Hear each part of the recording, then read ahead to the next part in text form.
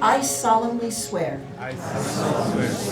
How we treat people who have come here fleeing violence, fleeing poverty, seeking to make a new life in this country for themselves and for their children says so much about who we are as a country.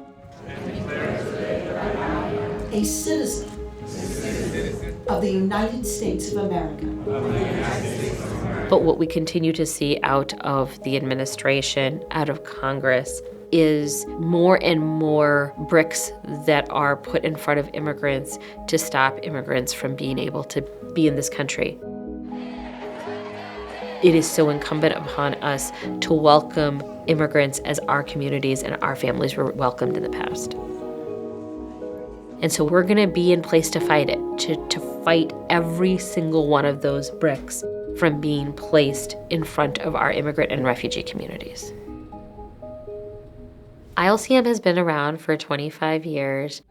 We provide services that start from when somebody just gets into the country to the very end and trying to make sure that we're keeping people out of deportation proceedings.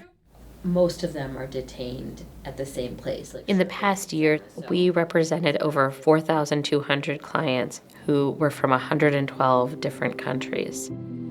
So we rely heavily on pro bono attorneys in doing our work.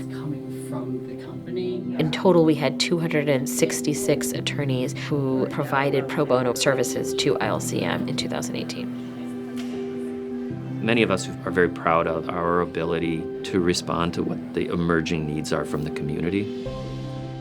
You know, we were in this office, in my office, the day after the election, brainstorming with, attorneys who'd been here 30 years and those who'd been here 3 months about what the new administration, what the promises made on the campaign trail would mean for our clients. We immediately prioritized trying to let folks know that we were a resource, that we would keep them informed. No firmar nada y no darles información gratuitamente a los agentes de ICE. And oftentimes that means meeting them where they're at, showing up at a Spanish-speaking mass on a Sunday afternoon, because we know that's where people will see us in the highest numbers, but also in a place of trust.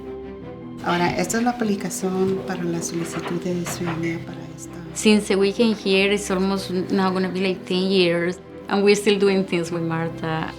She has been by her side all this time.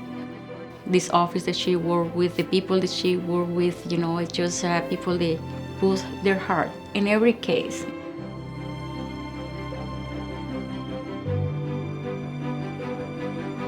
What gives me hope is the number of people that are standing up and are saying very, very clearly that this is not America.